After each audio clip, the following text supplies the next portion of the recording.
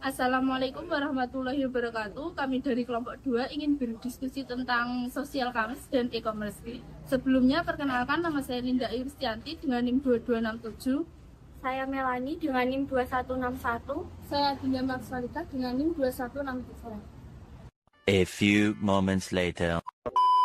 Menurut kalian, perbedaan e-commerce dan social commerce itu apa sih? Menurut pendapat saya, kalau e-commerce itu tempat perdagangan jual beli online. Contohnya seperti Shopee, Lazada. Jadi diperuntukkan untuk jual beli. Kalau social commerce itu untuk promosinya, promosi dari dagangannya atau produk dan jasanya, tapi tidak dirancang untuk tempat jual belinya. Jadi seperti Instagram punya promosi, TikTok, lalu untuk pembeliannya bisa melalui e-commerce. Setuju sih. Oke. Kalau menurutmu Amazon itu termasuk e-commerce atau social commerce? Buat Amazon, Iya. kalau menurut saya Amazon itu Termasuk e-commerce. e-commerce, Iya. karena hanya menjualkan, tidak untuk Berpromosi. antara Kalau social commerce kan berpromosi dan menjual. Oke. Tetapi sekarang ini itu fitur-fitur dari layanan e-commerce itu juga dapat kayak bersosialisasi dengan pembelinya langsung, tidak hanya menjualkan dan membeli saja. Kan kalau menjualkan itu di e-commerce seharusnya, dan mempromosikan hanya di social commerce. Tapi sekarang ini itu fiturnya banyak yang sudah bisa dua-duanya. Oke. The next day. Terus kan perdagangan elektronik terbagi menjadi dua ya. Ada B2B sama B2C. Itu perbedaannya apa sih? Jadi B2B itu menurut saya itu kayak produsen menjual ke pengecer. Pengecer itu kan menjualkan kembali kan. Oh, jadi reseller gitu kan? Iya, jadi kayak pabrik itu menjual ke pengecer. Jadi kan bisnis ke bisnis. Kalau bisnis ke konsumen, B2C itu kayak penjual langsung ke menjual konsumen. Iya, langsung ke konsumennya. Jadi tidak ada perantara lagi. Kayak toko kelontong kayak gitu kan? Iya. Oke. Oh, kalau B2B itu contohnya kayak kita join reseller. Jadi kita belinya kan grosir gitu kan, terus Iya. dijual lagi. Kalau B2C itu Berarti grosir langsung ke konsumennya. ya kayak toko kelontong kan langsung dijual Iya. gitu. Setuju sih. 2 hours later.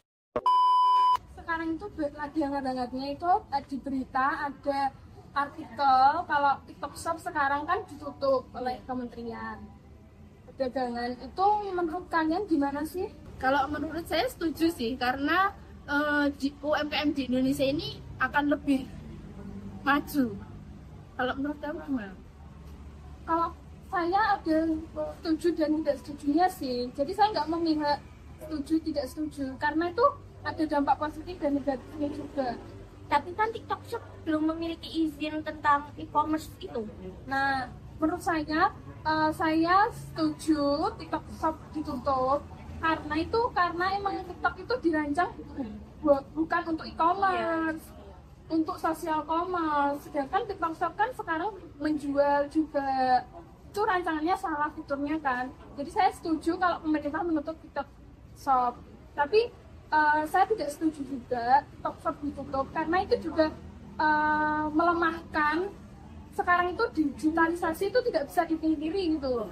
Jadi kalau jualan di online itu kan sekarang sudah berkembang. Jadi kalau kita hanya mengandalkan belanja offline di UMKM gitu, itu kan juga nggak bisa.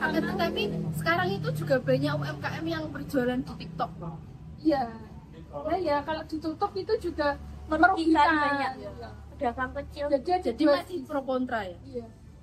Jadi kalau menurut saya sih lebih ke setuju juga sih. Oke. Kalau menurut aku sih setuju ya, karena kan banyak UMKM kecil yang mati karena belum tahunya tentang sosial media. Jadi ya begitu, setuju. Setuju ya.